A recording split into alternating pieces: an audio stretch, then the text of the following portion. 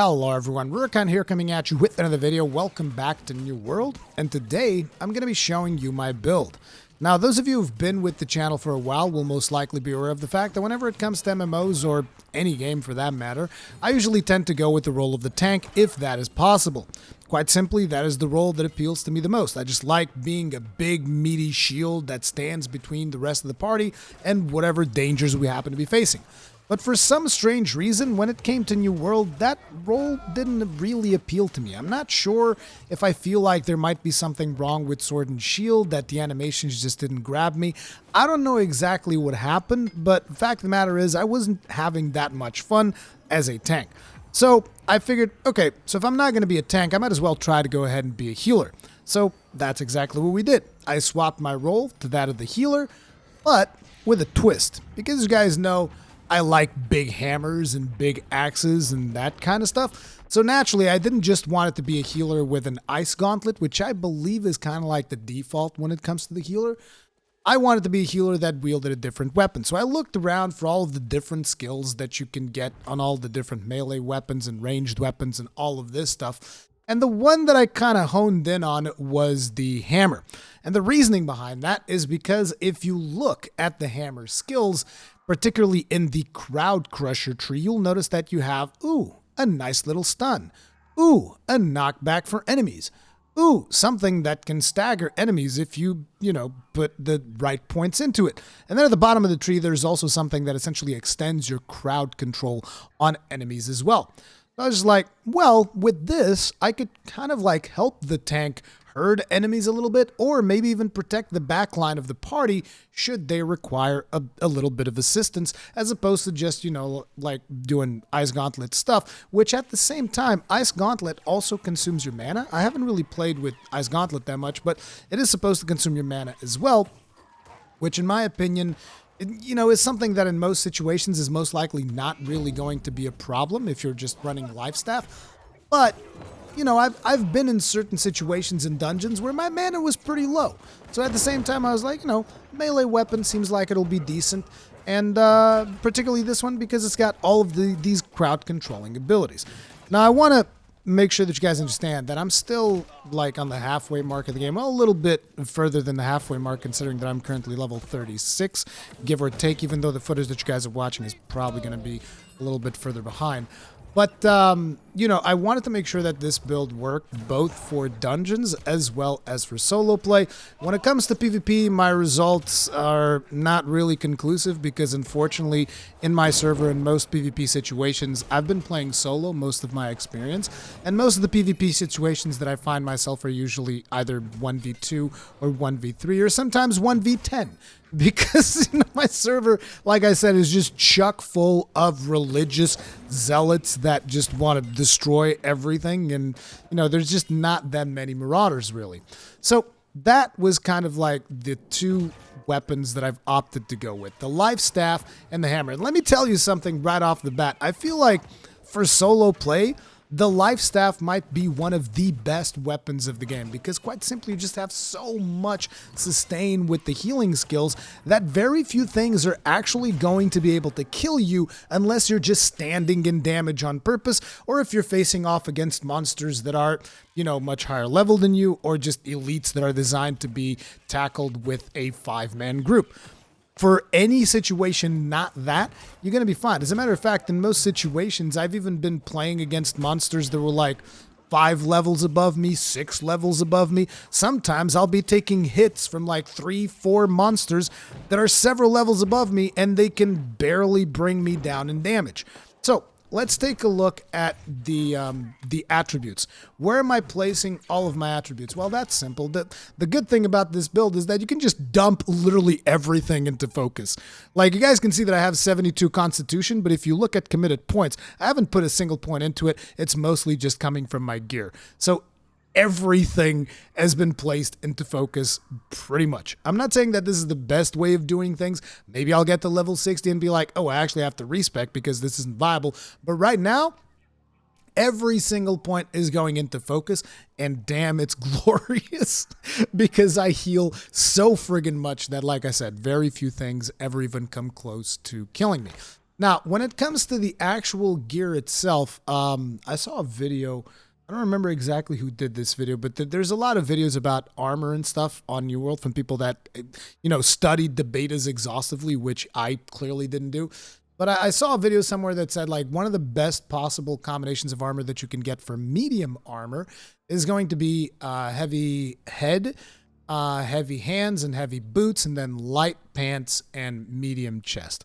I didn't really do the math myself, but that's kind of like what I've been rolling with. And you guys might be like, why are you going with medium armor? Well, to be fair, I think that the most efficient healer is actually going to be full light armor, because if you actually hover over your equipment load, it will tell you exactly which bonuses you get. So if you're light armor, your dodge is going to be a roll, which is, you're going to get more distance out of that. And you deal 20% bonus damage and 20% bonus healing.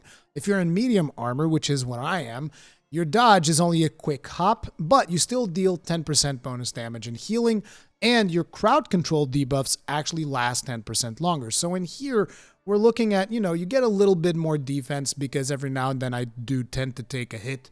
And at the same time, my crowd controls last a little bit longer, and I still have that 10% bonus damage and healing. Like I said, I think that if you really want to min-max this to the nth degree, light might be the way to go, but I'm going medium so that I can be just a little bit tankier and also get a little bit more benefit from the hammer in the build. I think it makes sense. And then obviously if you go heavy, there's no additional bonus, but you get to block better and your crowd control debuffs last 20% longer. This is obviously going to be ideal when it comes to tanking. So if you're someone who's a tank, you should definitely be playing heavy. Now, an important thing is you can get this stuff if you don't use the shield, because if you use the shield, that's going to throw your weight out of whack, and you're probably going to be going into heavy territory. But at the same time, if you are not actively using the shield to block, like if you're not using sword and shield, I don't think you should have a shield equipped unless you're someone who's also playing heavy armor. Like if you're playing heavy armor, just equip whatever the hell you want. Doesn't matter. You're going to be in heavy territory anyway. But if you're playing medium armor or light armor, I would actually advise you to unequip your shield. I don't think the stat bonuses on the shield make up for the rest of the shortcomings that you get when it comes to that stuff. Now, when it comes to gear, right now, I'm just going for gear score. But eventually, I would want to, if you want to like really specifically decide based on stats and whatnot. For this build, I would go for stuff that comes with focus and constitution. It's pretty obvious. And now you guys may be wondering, okay, Rurikhan, so you got a lot of focus, but if you use the hammer scales with strength. That's where the ember gems come in. At least I think it's an ember gem. Yeah, it's the orange gem. It's called ember. And what it does is 30% of your damage is going to be converted to nature, and the damage of your weapon now scales based off of the weapon stat or focus. Now, I haven't really done the exact math on this because I've heard people say that it's not the entirety of the weapon's damage. It's like a percentage, like 80% or something of your actual weapon damage. I'm looking at the description of the actual gem and I'm thinking, could it just be scaling the 30% of nature damage? It's a little bit weird.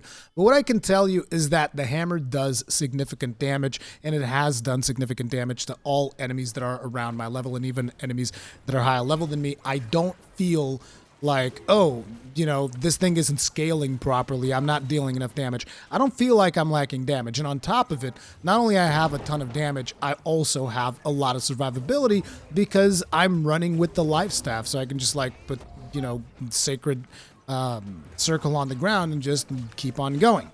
So let's talk about my weapon selection, my skills selection for the weapons, starting with the Warhammer. I haven't really decided all of the skills that I'm going to be putting in. I've just been kind of making stuff up as I go along, but I went with the entirety of Shockwave, the entirety of Clear Out, because, you get bonuses like you get Fortify whenever you knock somebody away. You get cooldown reduce when you hit multiple enemies. You also get Haste, which allows you to move a little bit faster.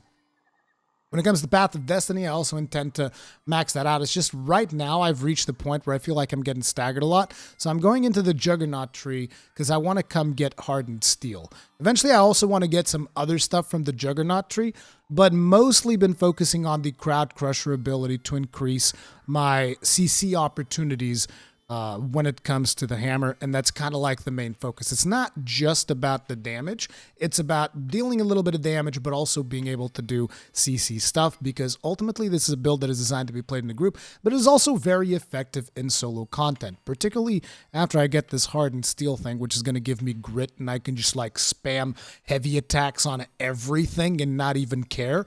That is going to be glorious. As a matter of fact, I should have gotten this earlier than some of the other stuff that I got in the tree. But another really useful skill, particularly if you're soloing, is Prevailing Spirit. You basically gain 30% of the damage you deal as health whenever you use a Crowd Crusher ability. Now, if you're attacking like a crowd of mobs and you just like hit all of them with Clear Out, that's almost like a full heal.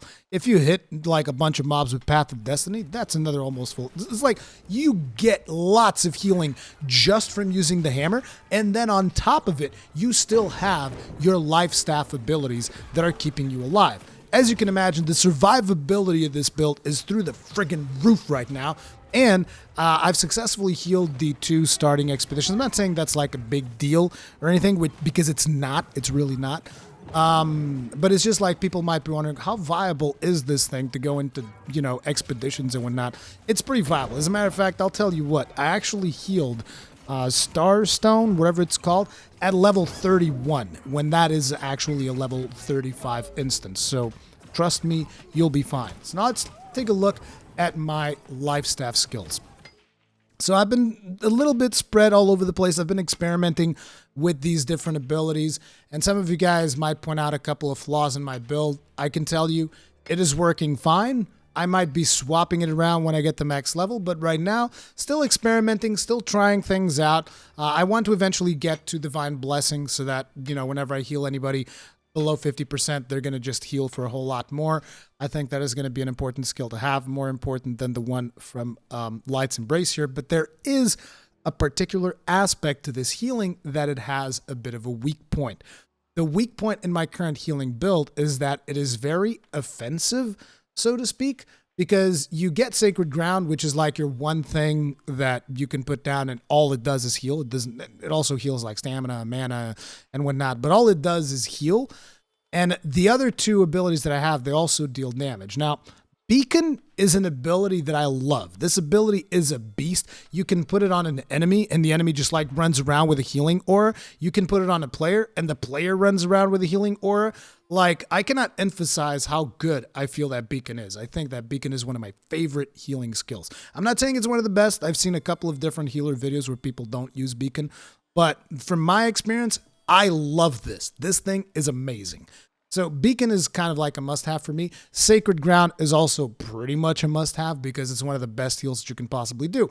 But the problem with this is that, you know, this works so long as your team is aware of how the life staff works. Because sometimes you get players that think like they're Rambo or something, and they just like move so far away from the party, and then they get themselves killed because they expect me to heal them like this is World of Warcraft or something with a single target heal. Except heals in here have, you know, significant cooldowns. So the players themselves also have to do something to, you know, to get healed. It's not just about the healer himself, at least with the build that I'm running right now. So far, it's been okay. The other ability that I'm using is Orb of Protection. I've heard, you know, the argument that Orb of Protection may be not that great. I like it because it gives everyone 10% Fortify. And even though tanks and other classes have the ability to get Fortify for themselves, this just allows me to protect literally anyone in the party. I'm going to probably max out this spell eventually. I'm just trying to get to Divine Blessing first. But I'm going to max this out so that, you know, a bunch of people can get the additional protection of Orb of Protection, which essentially reduces damage that they take.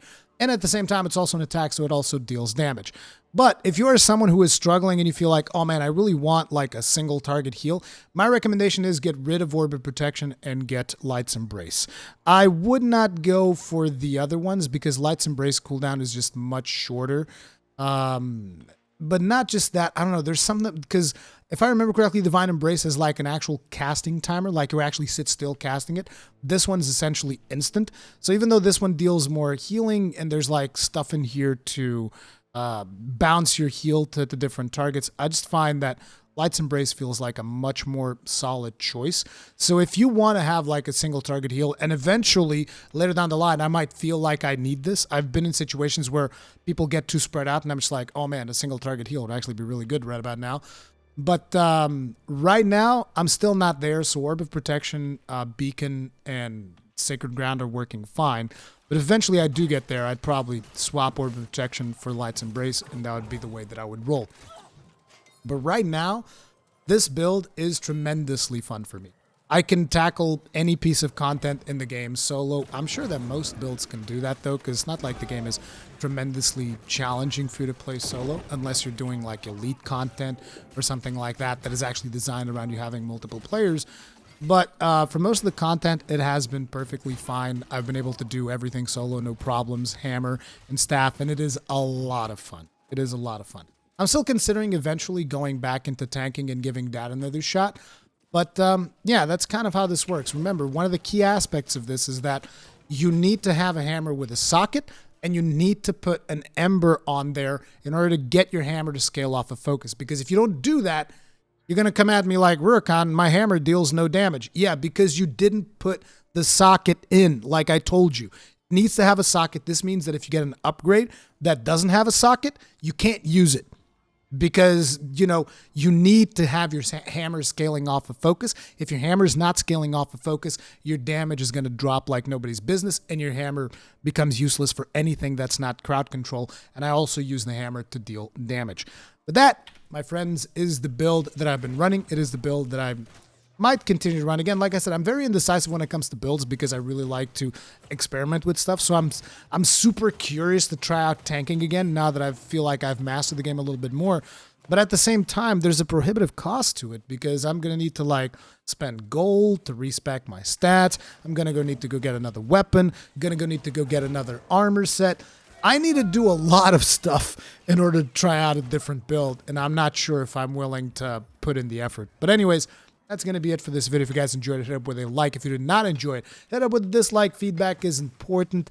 Thank you all very much for watching. If you want to see more New World content, Monster Hunter, or Dark Souls or Soulsborne, because obviously in January we also have Elden Ring. And in November, I'm going to be playing a ton of Final Fantasy XIV as well. So if you're passionate about those games, you can subscribe and hit the notification icon so that you get all of my videos up in your feed.